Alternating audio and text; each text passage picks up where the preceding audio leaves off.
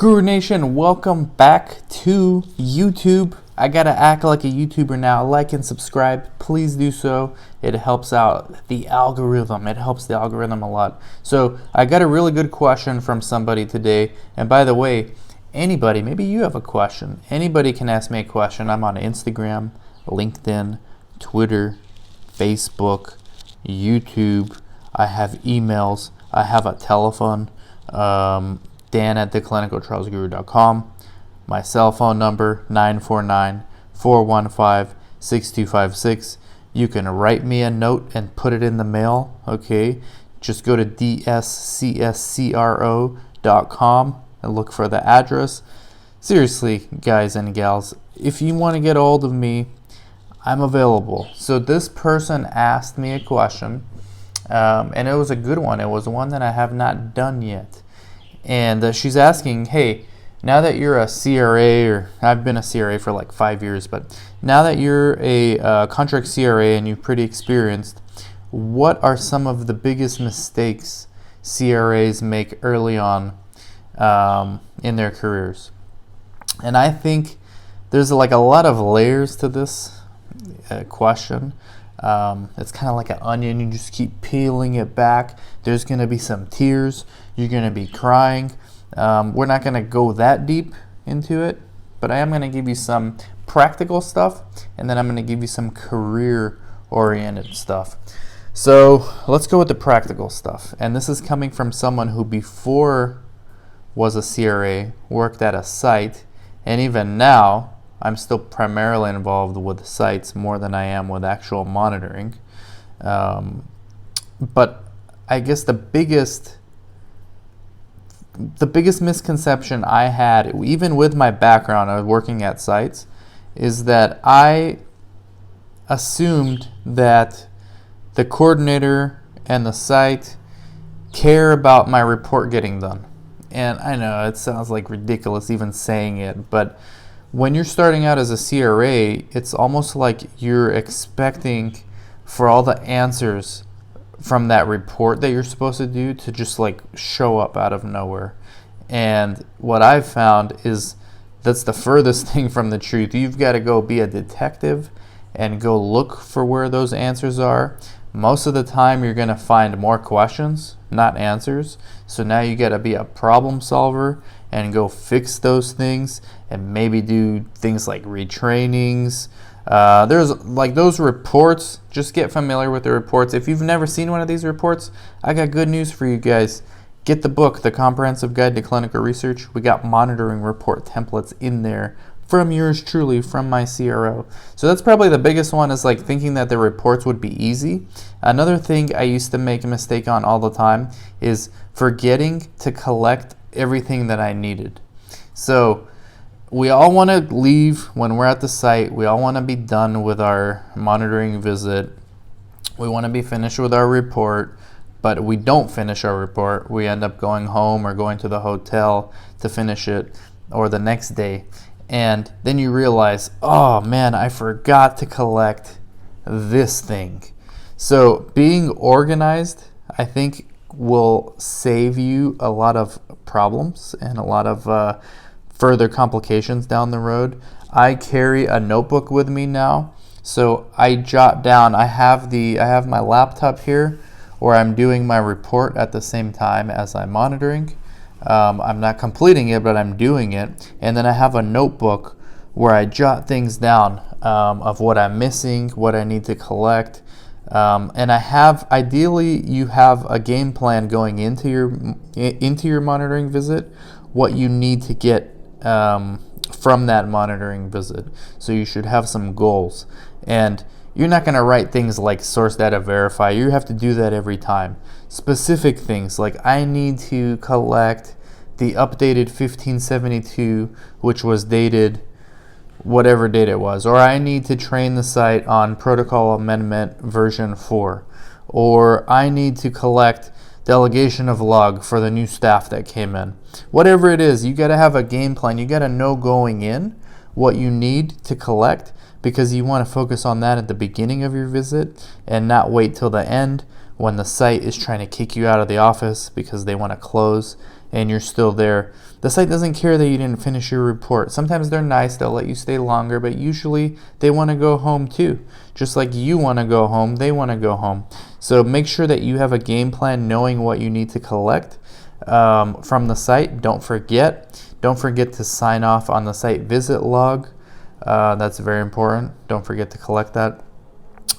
Check what your CRO policy is. Do they allow you to use Adobe Scan from your phone, or do you need to carry a portable scanner with you? Don't forget sticky notes. You're going to need sticky notes when you're doing source data verification.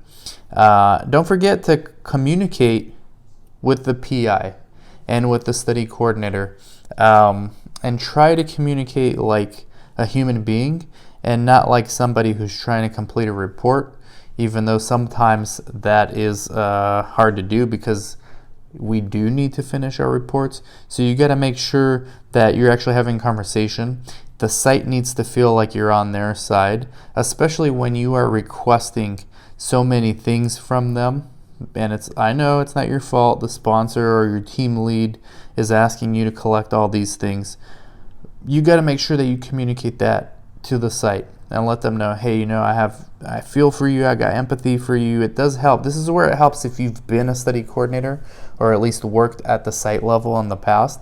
But just having some empathy for them, I think communicating it like a human being, right, rather than somebody trying to complete the report like a robot, right? Because that's when you're asking people to do more work, which is essentially what CRAs have to do when they go do site visits. They're giving more work to the staff. You want to make sure that you communicate it clearly to them. And I know this sounds like it's not important. It's the most important. You know why? Here's the real truth about why it's the most important. When you inevitably forget something and you call that coordinator the next business day as soon as they open and you say, hey, I'm so sorry to bother you, but I forgot to collect this. Can you please send it to me immediately? If you've been a helpful CRA, a pleasant one, they're going to help you out, most likely. If you've been a tyrant and not treating them like a person, they're probably going to know that you messed up somewhere and now it's payback, right? So do not let that be you. I've seen many a CRA fall into this trap. Being kind goes a long way. And believe it or not, now these CROs, they're hiring like entry-level people. They're not necessarily hiring entry-level CRAs. I didn't say that. But they are hiring entry-level people to do in-house monitoring, to do clinical trial assistant type of stuff with the CRAs.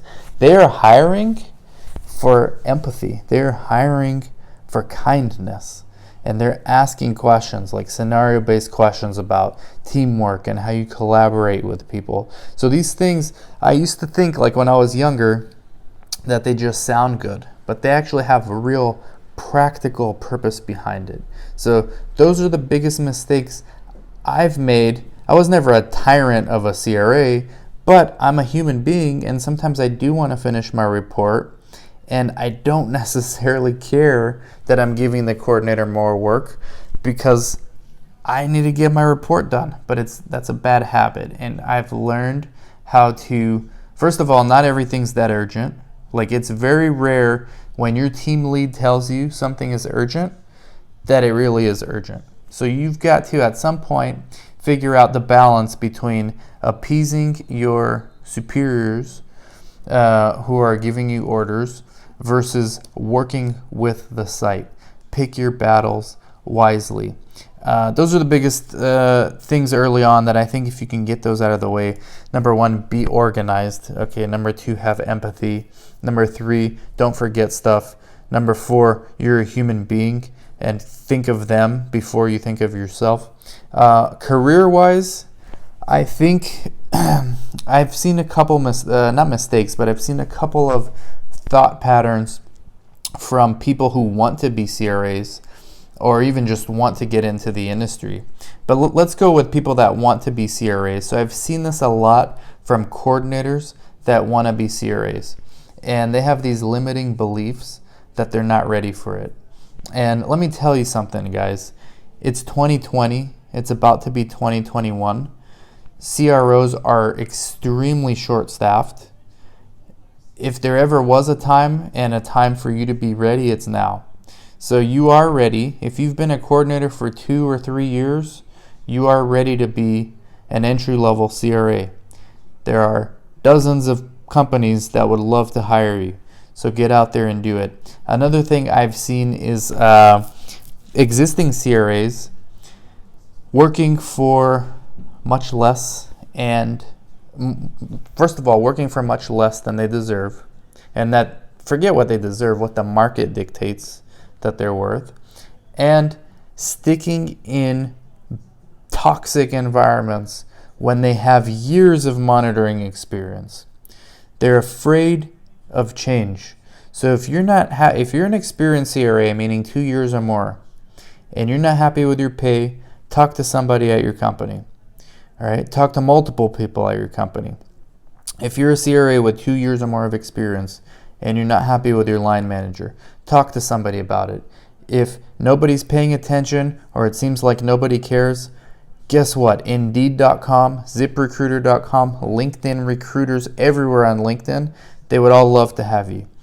It makes no sense for you to be stuck in a position just because you're used to being with that company.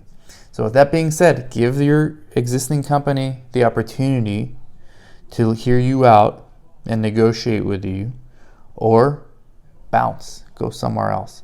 So that's the issues that I've seen, and on both sides, the practical side and the career side. Hopefully this helps. One more thing I should add, network. Always be networking. Use LinkedIn. The best time to network is when you don't need a favor from somebody else. So network on LinkedIn, especially when you don't need help or a favor from someone else, because then when you do need help or a favor, you've been networking already and you're not coming across as desperate or thirsty. Talk to you guys soon. Take care.